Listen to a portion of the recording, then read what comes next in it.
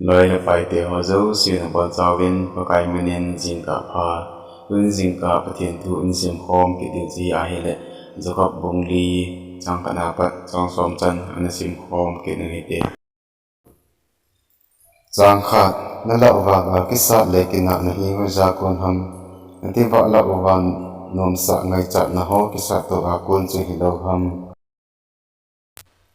chang ni nang ho na ngai sao win a hin la na nei ji ko be to na that ji win nei ding na go ji win na nei thei ji ko be na ke na win na ke sa to ji win a hin la na kun ji lo ji un na nei ko be chang thum na thu mun a hin la na mo ko be nang ma nom sa man cha na go ji ji wa na thu mu na khir ji a hi chang li bo na mai le pasal zong ho ba noi to ki ho the hi pathian to ki ga na hi ti hello na hi wem ji chun ko hi le ba noi to ki ho the go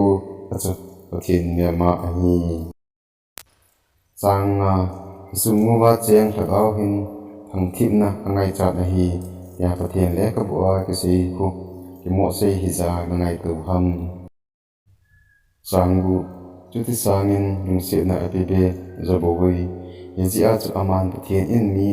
kele sa ho chu le thu jin ikinel sa ho nung se na api tia ase hi chang segi chuti hi ji chun nang ho pathian hi nga ki pilun un le bor wang chu le thu un chuti le na ko mu ba ko in zamang tan ti chang gi pathian kom nai jun chuti le ama nang ho ko ngai ding a hi Wong chon si ho na ko su thiengun chale lung pho nei ho na lung sungu su thiengun chang ku ki si un lung he mun chale ka mun na nei ju chu ka na chale na ke pau chu lung kham na su hen chang som pakai mit mu a ki su ne mun ti le aman na chai sang dingu a hi